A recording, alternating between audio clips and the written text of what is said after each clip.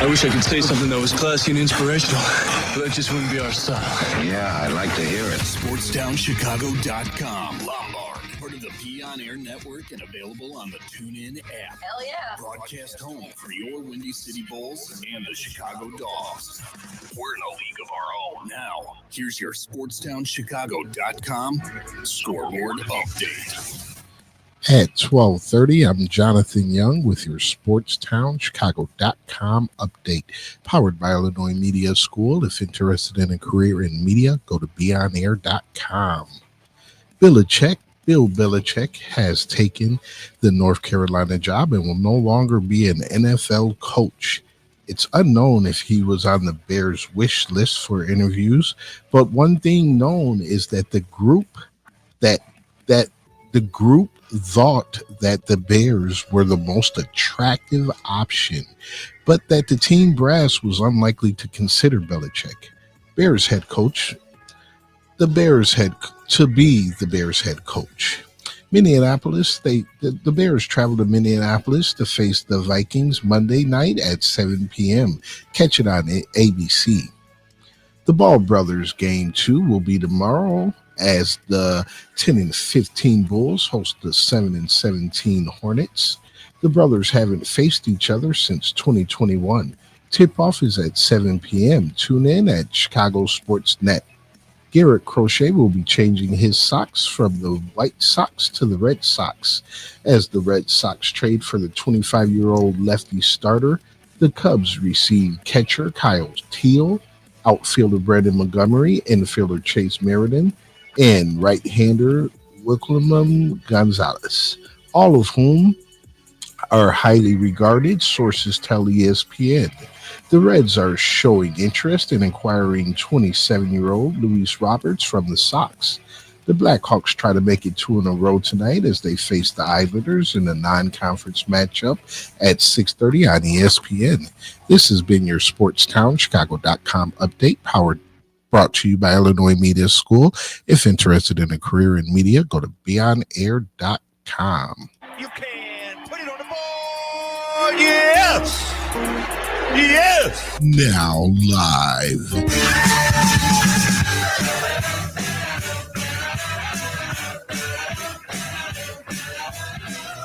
Your host, Jonathan Young.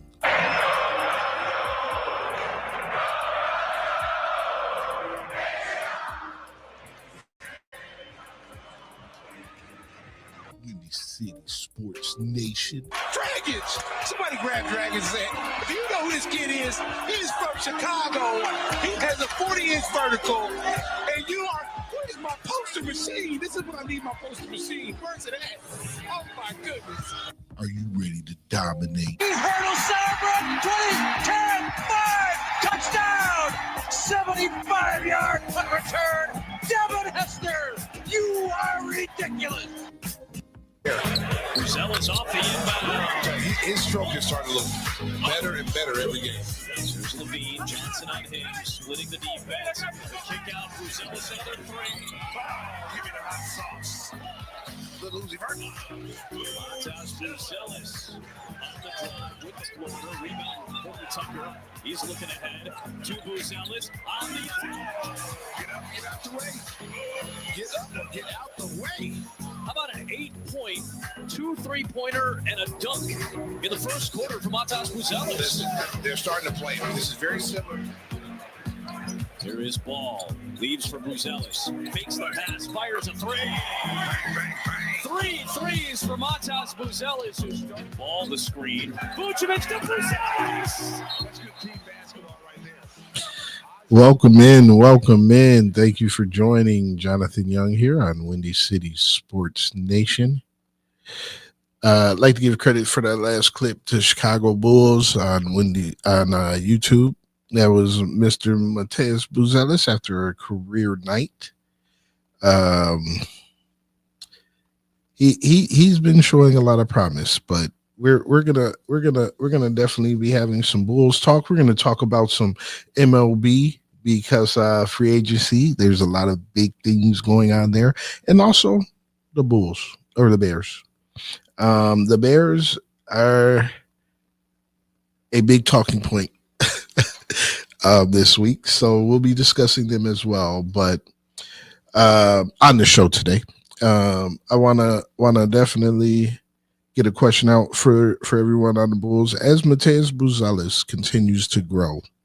Should he be the starter over Patrick Williams? Should the Bulls entertain releasing or trading Patrick Williams? Two-part question. So should he start, and what should they do with Patrick Williams going forward? Should they keep him on the bench? Should they, see if he fully develops into a scorer?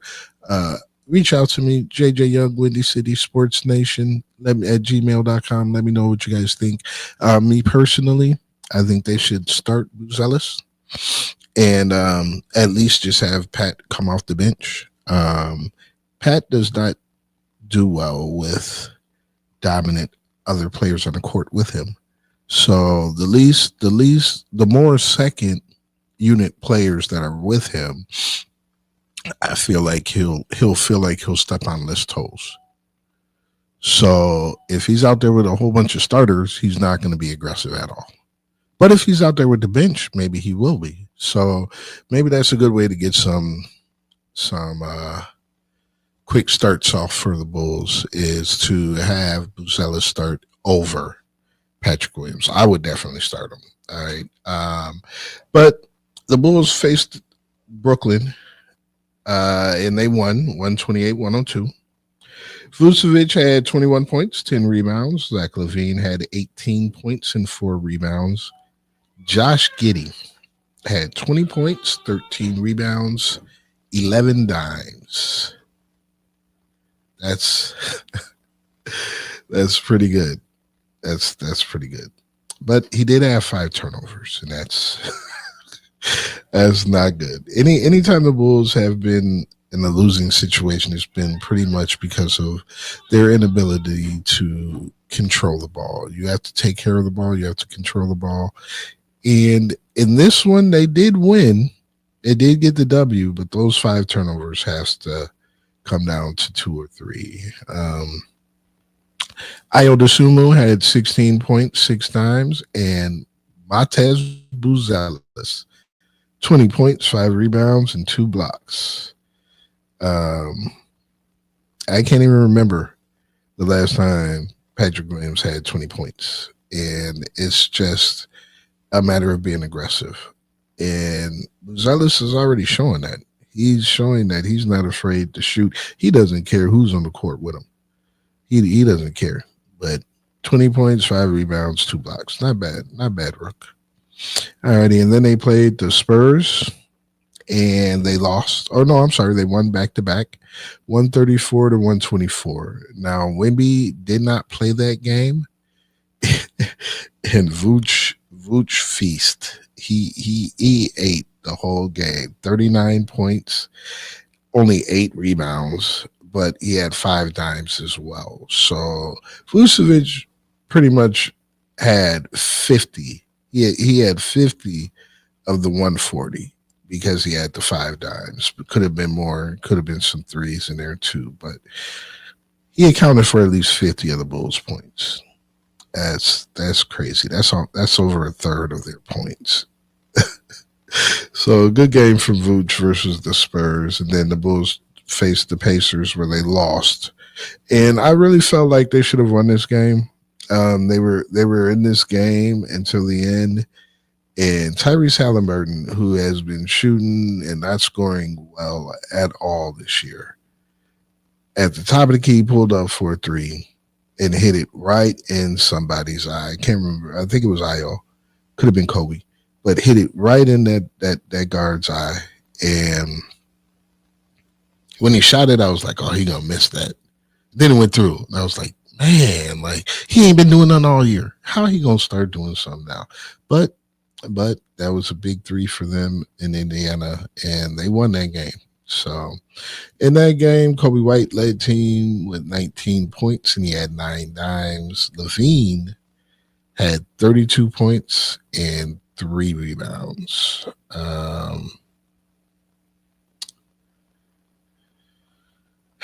LaVine is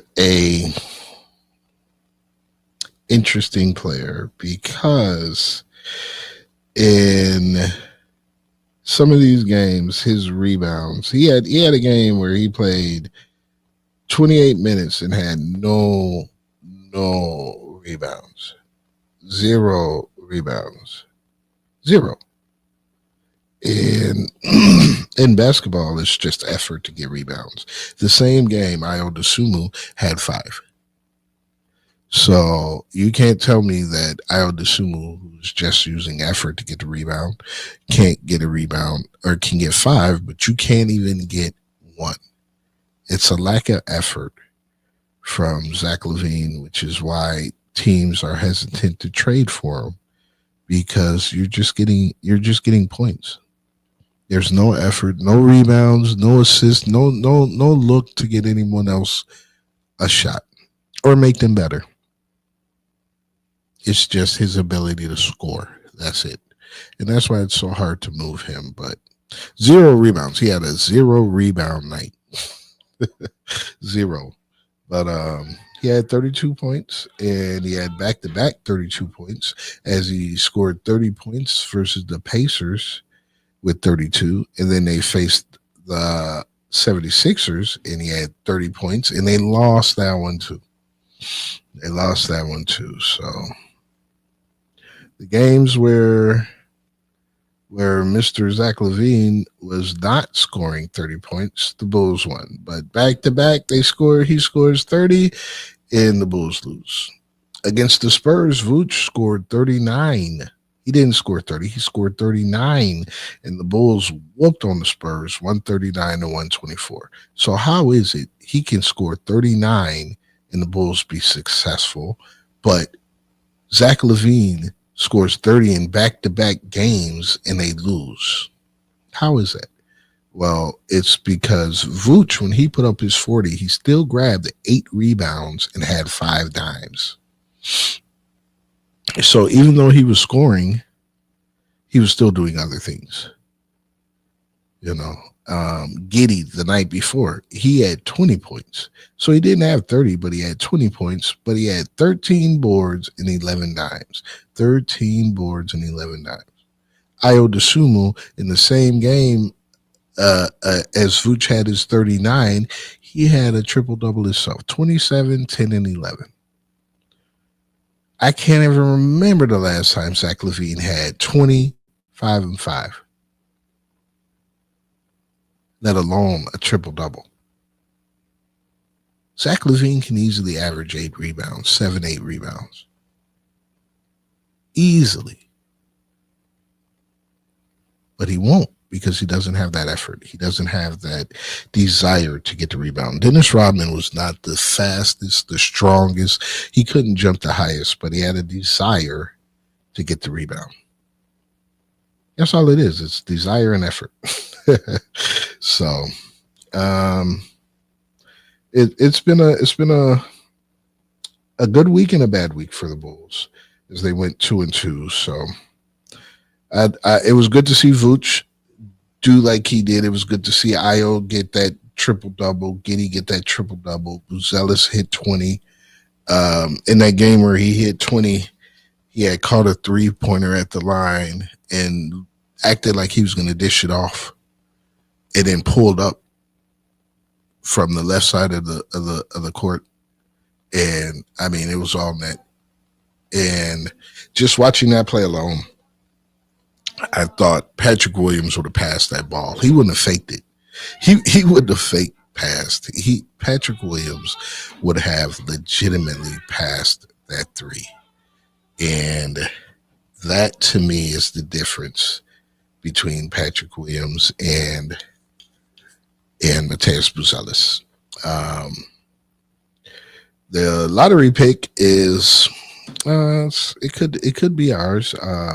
If we do get it, the number 1 pick, though, I do not want to take Flag. I know everybody is saying take Flag, but I'm saying no, stay away. I just don't feel safe drafting Flag. There's been too many American-born basketball players that failed. And they had a lot of hype behind them, but they didn't really perform like Adam Morrison. And I just because you can shoot and you're big and tall and can run the court doesn't mean that translates to the NBA. So just don't want to see them, take flag just because everybody says they would. I would not take flag. But free agency has kicked into high gear, breaking records, and it's just beginning. Who can come to or leave Chicago? We'll find out here on Windy City Sports Nation. This is your home for sports. SportsTownChicago.com. Joe's Hot Dogs has been around since 1953, but I promise it's not old news. You don't have to like hot dogs to like Joe's on Plainfield Road in Joliet. Italian beef, hot dogs, shakes, and sides. My family's had a relationship with Joe's Hot Dogs for 3 generations. Golden fries with a tad bit of salt and the perfect amount of crunch come in a bag as big as your hand. And that's just small. For more on the menu, visit joeshotdogsjoliet.com, bringing that classic Chicago flavor to the suburbs. That's Joe's Hot Dogs across from CVS on Plainfield Road in Joliet. At the football game, Jim shows the telltale signs of being wasted. He starts flexing for the camera. He refers to his muscles as gunboats. He screams, "How's this for a halftime show?" Jim streaks the field. It's easy to tell if you've had way too many to drive. But what if you've had just one too many to drive? Never underestimate just a few. Buzz driving is drunk driving. A public service announcement brought to you by the U.S. Department of Transportation, the Ad Council, and this station. There are everyday actions to help prevent the spread of respiratory diseases. Wash your hands. Avoid close contact with people who are sick. Avoid touching your eyes, nose, and mouth. Stay home when you are sick. Cover your cough or sneeze. Clean and disinfect frequently touched objects. For more information, visit cdc.gov/COVID-19. This message brought to you by the National Association of Broadcasters and Windy City News Radio.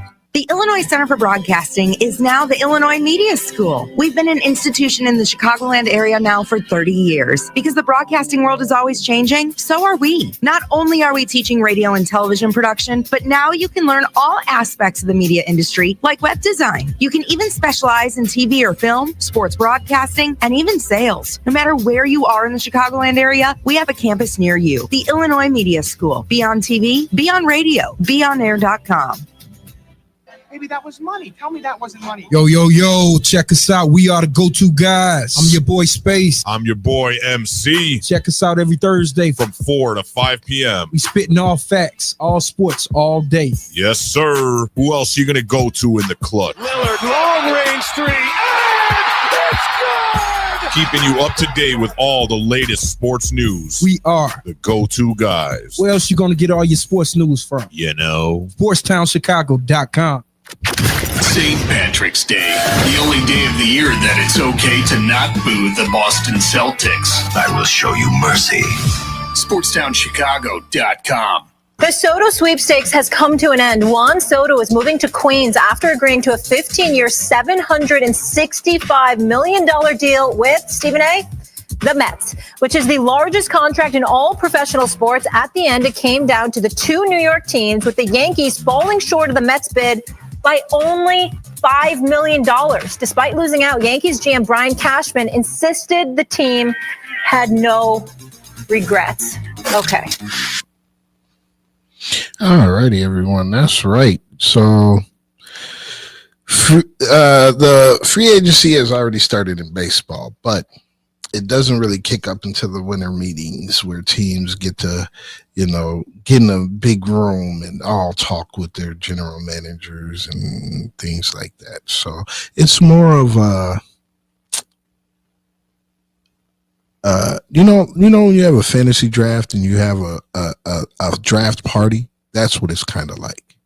You all get together and you're in the same room, so it's easier to make things happen.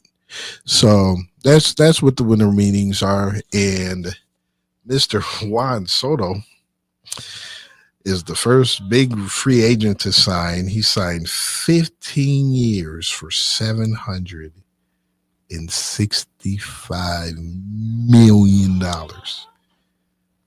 most in Major League Baseball history. What a story that is. I saw that there was dinners being interrupted. There was meetings secretly being held. There was a lot of stuff going on with this Juan Soto deal. And to hear that the Yankees missed them by $5 million, that's got to be a black eye on the Yankees, because they did not want him to go to the Mets at all. So to underbid by $5 million, that has to sting a little bit. So sorry, Yankees fans, for missing out on him. But you guys have a lot of money and you guys are spending money elsewhere. So not really feeling bad for you, you know. But also, Garrett Crochet was traded. He was traded for some minor leaguers as well. So I did not want to see. I'm sorry, you guys. I would like to give credit to that last clip to ESPN on YouTube for that little talk up. And I got a question for you guys.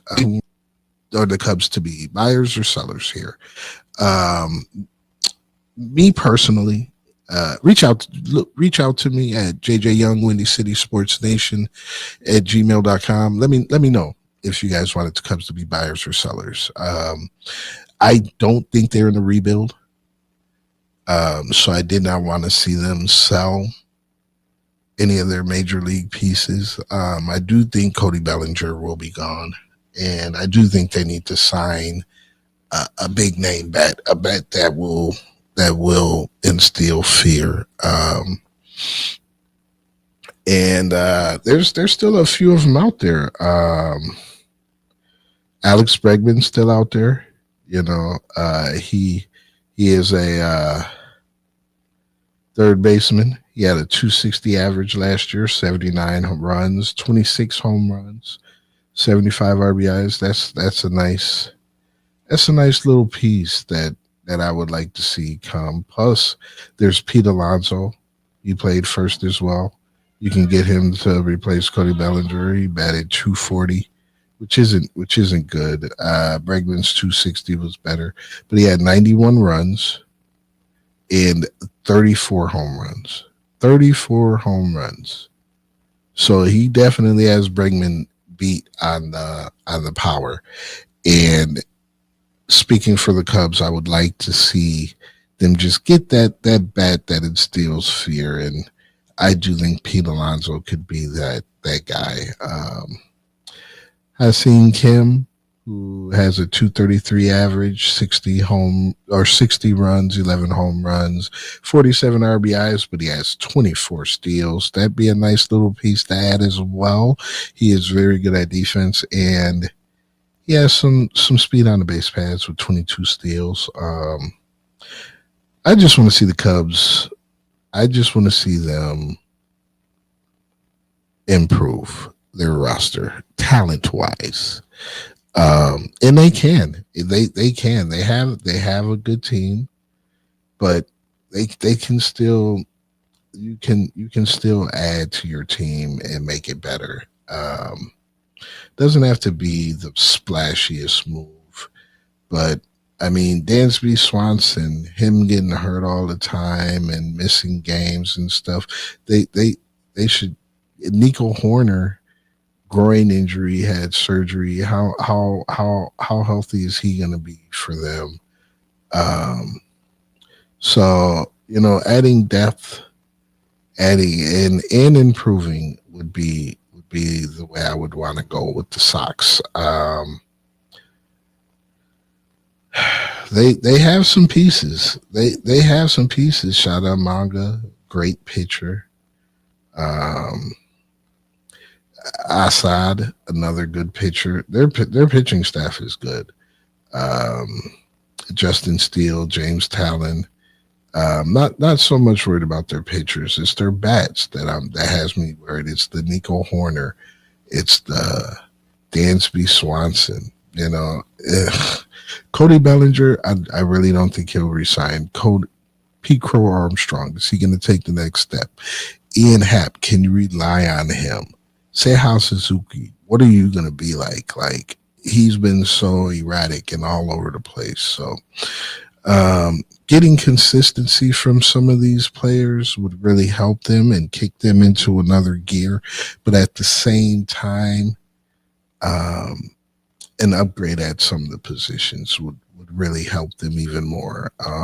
Isaac Paredes, I really want to see what he does in a full year with the Cubs. But Dansby Swanson, I'm not sold on. I feel like they should upgrade at shortstop. Nico Horner, with his injury history and having surgery on his groin, I would upgrade at the second, or at least sign a veteran that can go in and play second. Right now, it looks like he's the only second baseman that we have on the team. So I would like to see them sign at least another second baseman to give them some depth and some options on what they can do. Pitching wise, I don't want to see them. If they do, I would want to see a closer.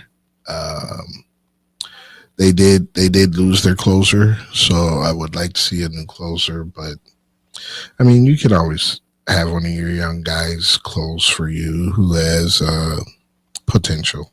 Get him some innings, see if he can handle the pressure. But I do not think the Cubs are going to be in a position next year to. They might make the playoffs next year. The plan is for them to make the playoffs next year. But we'll have to see. They got the coach. Usually you get the team first, then you get the coach. Chicago teams just love to do things backwards. But they got the coach, so now they have to build up the team, and there is room to improve. So it's not like it's bleak in Chicago. Sox have, with that trade, they got back four minor leaguers who, according to people in ESPN, believe that that's a great haul. Really only depends until you see what you got on the field. I loved Gleyber Torres for the Cubs, and I was disappointed when they traded him for Chapman. Even though Chapman did get us a ring in Chicago,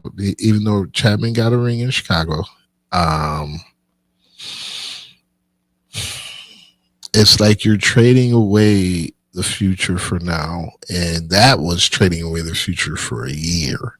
So I wasn't sold on them trading Gleyber Torres for Chapman.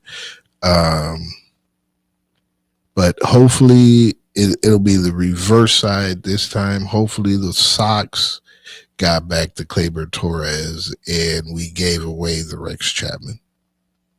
Even though I love Crochet, I think they should have kept Crochet, because they're going to spend the next 2-3 years looking for a left-handed pitcher, a young left-handed pitcher that's controllable for the next few years. And they had him. They had him. And in 2-3 years, when those minor leaguers start developing, it would have been nice to see Garrett Crochet still in the White Sox uniform, welcoming the young guys in instead of just the young guys coming in and having no veteran help. So I would have liked to see them keep Crochet, but I also understand why they did it. They did it because, like I just said, they did receive a nice haul back. So sometimes you have to take a step back to take 2 steps forward. So even though they lost their left-handed ace, they could have received, a catcher who could play for 8 years, an infielder who could play for 4 years, a pitcher who could pitch for 3 years, so it in the long haul, we don't know until 3-4 years down the road. So we shall see.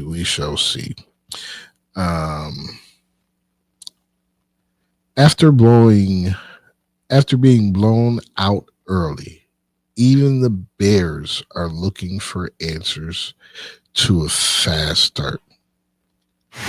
Back to your home for sports. SportsTownChicago.com. Scoreboard update.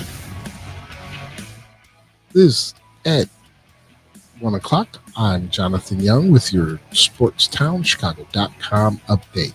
Powered by Illinois Media School. If interested in a career in media, go to beyonair.com. Garrett Crochet will be changing his socks from the White Sox to the Red Sox as the Red Sox trade for the 25-year-old lefty starter. The Cubs receive catcher Kyle Teal, outfielder Brandon Montgomery, infielder Chase Meredith, and right-hander Joaquin Gonzalez, all of whom are highly regarded, sources tell ESPN. The Reds are showing interest in acquiring 27-year-old Luis Roberts from the Sox. The Blackhawks try to make it 2 in a row tonight versus the Islanders in a non-conference matchup, 6:30 tonight on ESPN. Bill Belichick has taken the North Carolina job and will no longer be an NFL head coach. It's unknown if he was on the Bears' wish list for interviews, but one thing is known is that the group thought the Bears were the most attractive option, but that the team brass was unlikely to consider Belichick to be the Bears' head coach. The Bears go to Minneapolis to face the Vikings Monday night at 7 p.m. Catch it on ABC. The Ball Brothers Game 2 will be tomorrow as the 10-15 Bulls host the 7-17 Hornets. The brothers haven't faced each other since 2021. Tip-off is at 7 p.m. Tune in on Chicago Sports Net. This has been your SportsTownChicago.com update brought to you by Illinois Media School. If interested in a career in media, go to beyonair.com. This is your home for sports. Red left. SportsTownChicago.com. Take that exit and get to the Southern Cafe, home of the Nasty Biscuit on Roselle Road in Roselle. Get over there and try the chicken fried chicken biscuit made with the Southern Cafe's house-made drop biscuit with buttermilk chicken fried chicken smothered in country gravy, topped with shredded cheddar and crumbled hickory smoked bacon. I always say that when you go to the Southern Cafe, you come out with 2 meals with the heaping amounts of food they serve you in every meal. I love to go to a place with outdoor seating. The Southern Cafe has a great outdoor seating area to help social distance, and I get to enjoy my breakfast outdoors. Open 6:30 a.m. to 3 p.m. to give you plenty of time to grab an amazing breakfast or lunch.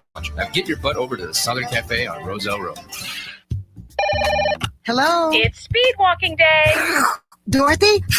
You're breaking up. Did I mention we'd be slowing down when we pass the court where those fine brothers play ball? I heard that. Reduce your risk of cancer, diabetes, heart disease, and stroke. Get active, eat right, and maybe even run into Mr. Right. Isn't sisterhood beautiful? For more information, go to everydaychoices.org. Brought to you by the American Cancer Society, the American Diabetes Association, the American Heart Association, the Ad Council, and this station. Alert! Alert! Be gone, maxed out credit cards, overdue loans, suffocating interest rates, and relentless collection agencies. If your credit rating is making you and others around you cringe, there's only one thing to do, and that's to turn to the professionals at Creative Credit Solutions. Even if your credit is less than perfect, we'll help you get back on track. You can do it, and we can help. Call today or visit creativecreditsolutions.net for your free credit check report. Blow the whistle on SportsTownChicago.com. Mondays and Fridays from 2 to 3 p.m. as we talk NFL. The game plan was really sound. The quarterback league. It has been. It still is. Franchise-defining quarterbacks. College football. Will Jim Harbaugh make it through the season as Michigan's head coach? Some more Big Ten talk. And here's some things you wouldn't expect. I would have never expected that. Get all of that and more on Blow the Whistle on SportsTownChicago.com. If we had the answer, we would have solved it by now as players, as coaches. It's not something that you want to do because that puts you behind in games. And then when you're behind in games, we've been in a couple of these past games that we've been playing. You got to come back, and it's a taller task. We have to do it, but it happens. You don't want to deal with that every game. If you can get out and jump on people and impose your will, and that's obviously what you want to do early in games, and we haven't been doing that. I think they drop back in these coverages. They're mixing up coverages, things like that, because obviously when you get down now, they're trying to make sure that you start coming back and scoring points. Welcome back. Jonathan Young here, Windy City Sports Nation. I'd like to give a shout out for that last clip to Chicago Bears on YouTube. Thank you so much. That was Caleb Williams talking about these slow starts. And these slow starts have been killing the Bears. This has been going on for a few games now. But it was really evident in this last game where they only had 4 yards of offense in the first half. 4 yards of offense. So that was a very, very bad start. Can the Bears get back on track? Can they get back on track? They have a primetime game which doesn't usually end well for the Bears when they're on national TV. But they have a national televised game against Minnesota this upcoming Monday. What do you think? What do you guys think? Do you think the Bears should even get a nationalized televised game?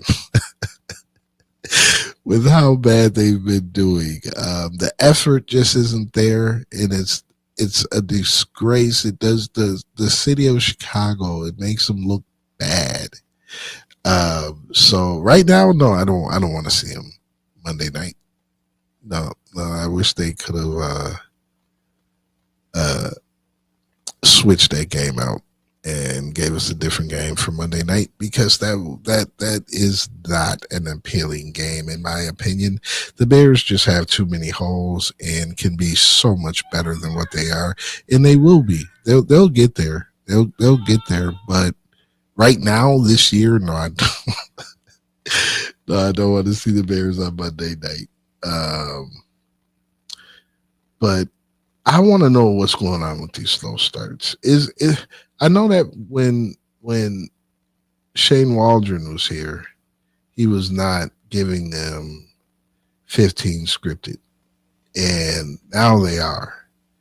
But if that scripted stuff ain't working, man, you gotta have a backup plan. You can't go out there for the whole first half and get 4 yards. And the offensive line didn't help. They were better on penalties, which is something that Mr. Brown said they were going to work on, was, paying attention to the details. And so for that, he gets a pass. But for coming out, being prepared to go at the kickoff, he gets a fail. He gets a fail because they were not ready to go. They were not prepared to start that game. And as a head coach in that situation, that is your job, is to get your team motivated and ready to go for the start of the game. Should you have to motivate grown men? No, you shouldn't. He's a grown man. He should take it amongst himself to say, I need to do something.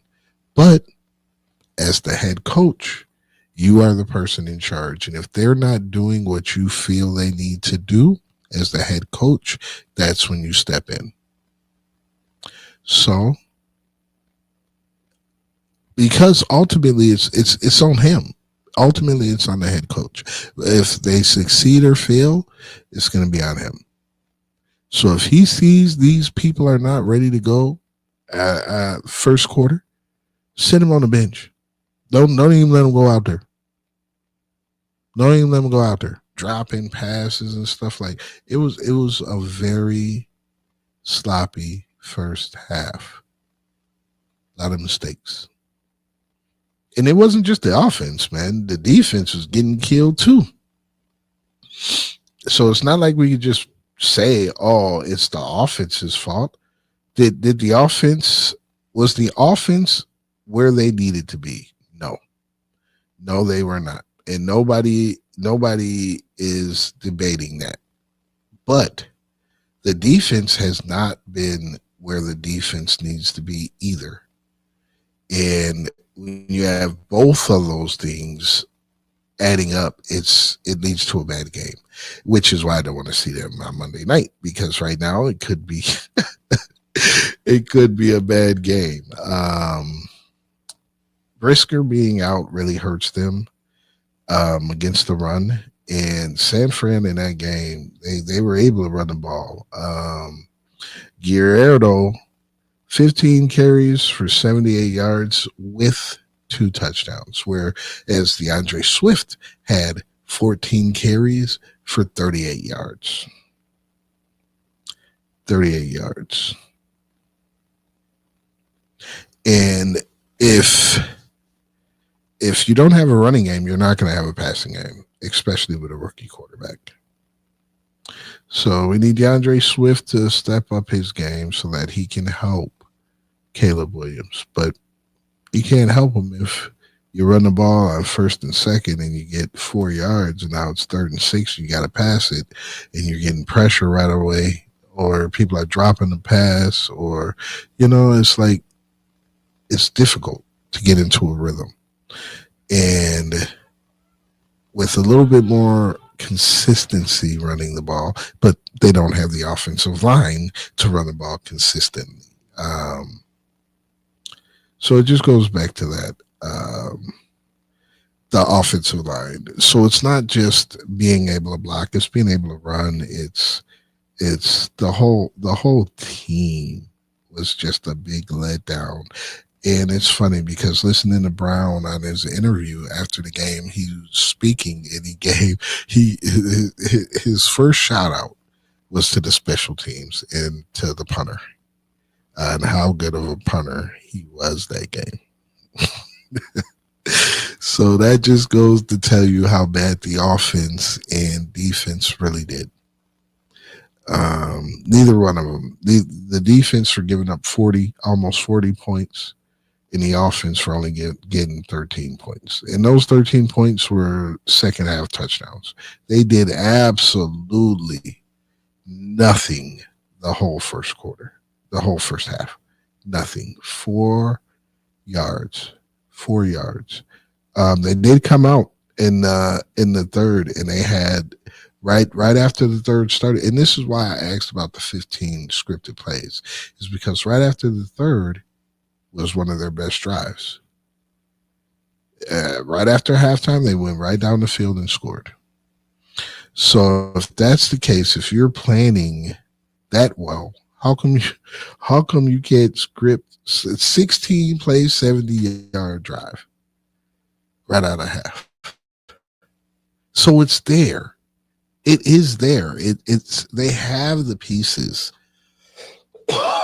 Excuse me. They have the pieces. It's not that they don't have the pieces. They don't have the structure. They don't have the leadership to put them in the best position to win. And as a head coach, I like Brown, but that last game showed in a glimpse, because it was only one game. That's why it's good that he has at least 4 more games to show what he can do, because in that glimpse, it showed that he's not ready to be a head coach. In that glimpse, it showed that he can't get his team started fast. But it's a glimpse. It's his first head coaching. It's his first head coaching game, not year, game. So, be patient, Chicago fans. I think Brown will be just fine. There's a lot of other things on this team besides Brown that was the problem, and this is evident. This game is evident. If it was just Brown and the head coaching, it wouldn't have been 38-13. It's not just the coaching; it's the players themselves as well, and that is my biggest takeaway from this. Is it's not just the coaches; it's the players as well. It's the players performing.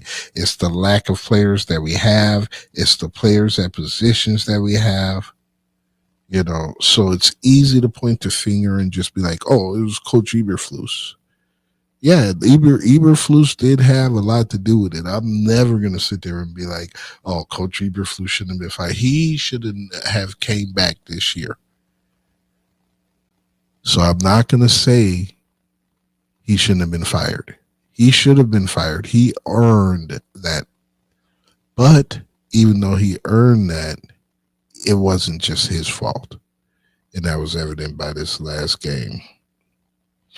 Can't sit there and just blame the head coach. Poor guy,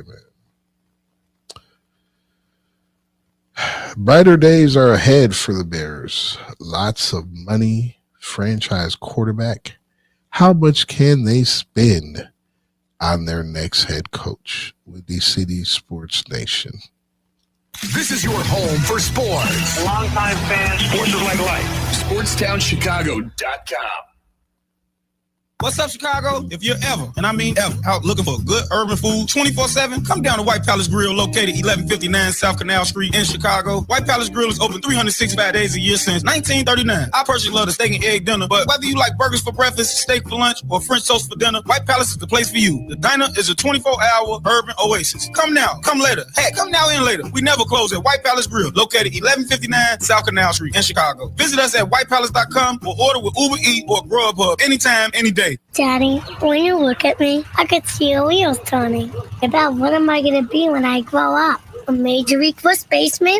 Maybe a point guard for a national champion. The odds of a child becoming a professional athlete are 1 in 16,000. Far-fetched? Maybe. But did you know the odds of a child being diagnosed with autism are 1 in 166? That's right, 1 in 166. To learn the signs of autism, go to autismspeaks.org. Brought to you by Autism Speaks and the Ad Council. Go to Lux Barbershop for the best barbers and stylists in Plainfield, Illinois. I go there when I have an important event, date, or I just want to look good. The straight razor shave will have you looking fresh and smooth. Lux Barbershop is open 7 days a week. Go to Lux Barbershop for the finest barbers, stylists, braiders, and massage therapists in the southern suburbs. Check out all their daily deals on Facebook, Instagram, and luxbarbershop.com.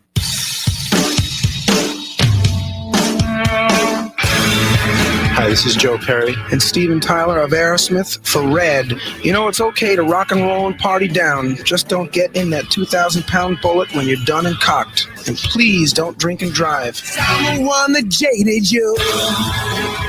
A reminder that friends don't let friends drive drunk. A public service message brought to you by the Ad Council, U.S. Department of Transportation, National Association of Broadcasters, and RAD. The Chicago Dogs are back on SportsTownChicago.com. Tune in to the season opener against the Sioux City Explorers, Friday, May 28th at Impact Field in Rosemont. First pitch at 7:05 p.m. Hear all the action right here on SportsTownChicago.com. We have a great tradition. We're going to have plenty of salary cap. We have a young, talented roster. We have strong draft capital in the upcoming draft. And we have a quarterback in Caleb Williams who's shown he is very special. And in the right environment, he can become even more special. All righty. Shout out to Chicago Bears on YouTube for that last little clip. Thank you, Mr. Kevin Warren, for your thoughts. The state of the Bears' future is up in the air. And the reason that is because there's like a black cloud over the franchise. In the NFL circles. So like the NFL peers do not feel like the Chicago Bears is a good destination. Free agents. Last year, the Bears had the most money out of any team in free agency. The most money. And if you think they did not try to address their offensive line problems and defensive line problems through free agency last year, you're wrong. They did try to address both defensive linemen and offensive linemen last year. They were hesitant to spend money, but they tried to bring guys in. And they had the most money to spend. So going into 2025, I got a question. Do you think the Bears are going to be willing to spend that money this year? Jobs is on the line. They should have been on the line last year. But do you think the Bears are going to spend this year? Reach out to me, JJ Young, WindyCitySportsNation at gmail.com. Let me know what you guys think. Me personally, I think they want to. But I don't think no free agents is going to want to come here. I really don't. I think that's why they didn't fix their problems last year. Who would want to come here to play just for money when you can go to another team and make $2 million less, but it's stable? Stability is in the locker room. You don't have to worry about a new head coach. You don't got to worry about a new defense coordinator, offense coordinator, or even a GM. You don't got to worry about none of that. If you come to Chicago, you got to worry about all that. All of it. Except for maybe the defense coordinator. But that changed this year too.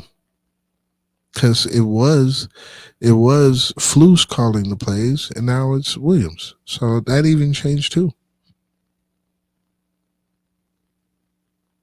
If you're a top defensive lineman or offensive lineman, would you want to come and be a part of this circus? Or would you rather go ring chase and be a part of a winning organization? That is my problem with the Bears, is that they are viewed as a laughing stock amongst the NFL peers. How do you change that? How can you change that narrative? Well, other people in the industry need to see what you're doing and say, okay, they're getting it right. It might not be right now, but they're on the right path.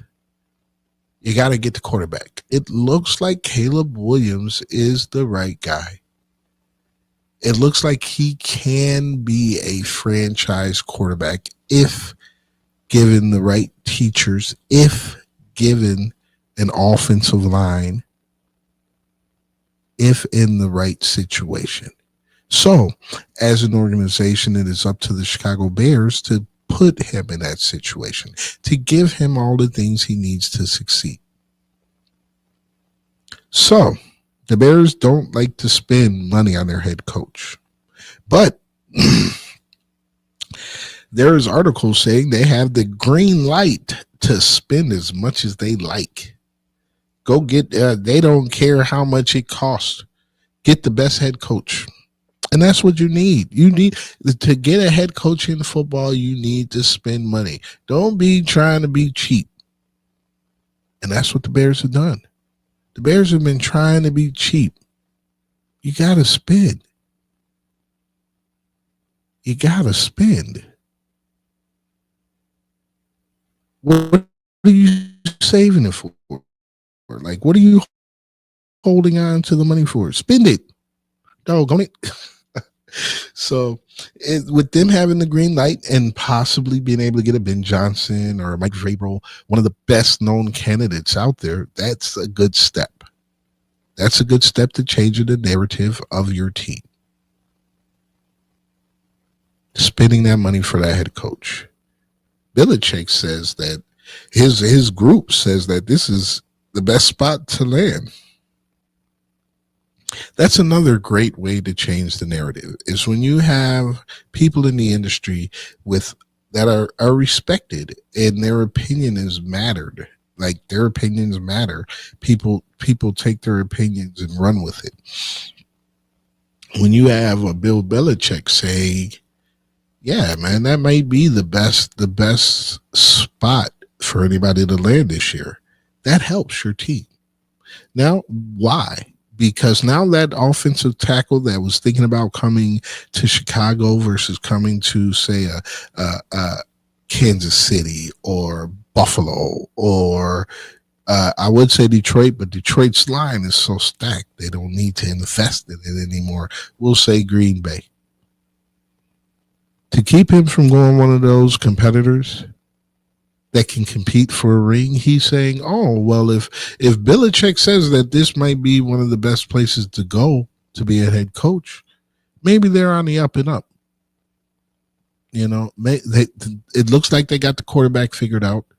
If I go to Chicago, I could be that piece to help them turn things around. And that's true. But you have to have that cloud lifted first before you're going to get any free agents. So Belichick helped. Getting Caleb Williams and figuring out your quarterback situation, that helped. Now you have to perform. You have to start winning. Do I think they're going to win this year? No.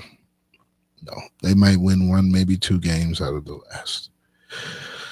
It's been a rough year for them. So no, I don't think they're going to just instantly turn it around. And I'm sure that no other NFL players believe that either. But that's what you want.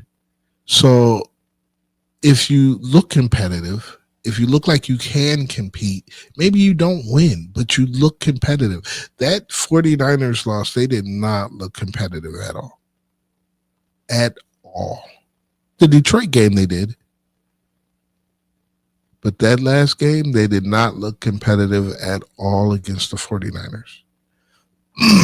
So you just want to make sure that the players are playing up to their par. You want to make sure that everybody's in their right position, no penalties, you know, which really helped them last game. They have draft capital, you know.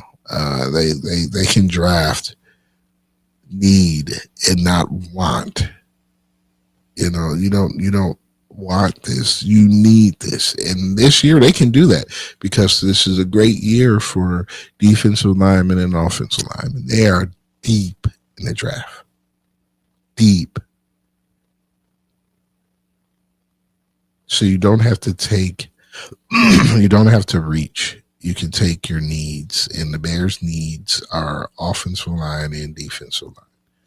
You don't have to do what you want. You don't have to take the best player available right now because outside of your defensive line and offensive line, everything else is pretty much set. Can you improve at linebacker? Sure, because Edwards and Edmonds have not gotten it done this year. Can you improve in the secondary? Sure. Sure you can. But do you need to? No, you don't need to. You need to improve on the offensive line and defensive line. So that's what it's looking like. You know, go after that with that draft capital. I've been watching a few mock drafts, and the mock drafts that I've seen, it's like all trenches in the early rounds. And that's how it should be. They can do if they go out and they get some studs on that, say they get a stud guard or a stud center, okay, and a swing tackle or a starting tackle to replace Braxton Jones, and he's the swing. And you get a DN that can get pressure. Just those 3 positions. Guard, center, and DN. Just those 3 positions would instantly change your whole program. And you can pick those 3 positions in round 1 and 2. In rounds 1 and 2. So Ben Johnson could see this as a good landing spot. You know, the best left tackle out there could see this as a great landing spot. But the team has to be good. If the team is dysfunctional, if the team is doing things backwards, nobody's going to want to come to play for that team. Because their career is going to be stagnant. Their career is not going to be good. They're going to be misused and handled as a professional athlete. So we definitely will be keeping our ears open for head coaching situations. Ben Johnson right now is my favorite, but he has, red flags too. He's never been a head coach. Can he control the whole room? Can he be a leader of men like you say you want? You don't know that. Campbell is their leader. So, even with him, Vrabel, I like Vrabel, but he's a defensive-minded coach. It's like you're stepping back with Caleb because now you got to have the offensive guy to go with him. And if he's a good offensive guy, guess what? He's going to leave. He's going to get a head coach somewhere. Then you'll be at the next year looking for another offense coordinator.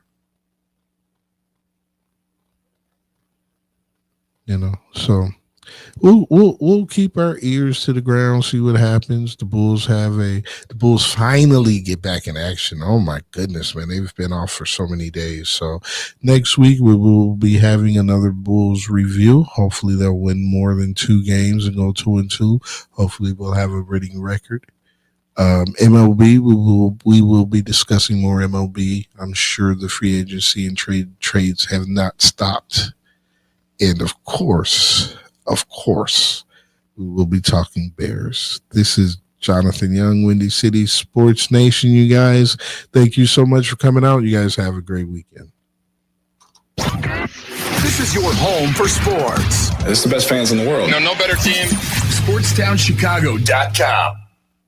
Are you ready for this? Valley View Automotive has all of the hottest SUVs you've been looking for. Enjoy a test drive and the opportunity to drive one of these powerful vehicles off the lot for half the price. Yes, half the price. Now's the time to get yourself to Valley View by car, on foot, or even by air to take advantage of this outrageous sale. You better get here quickly because this promotion is only going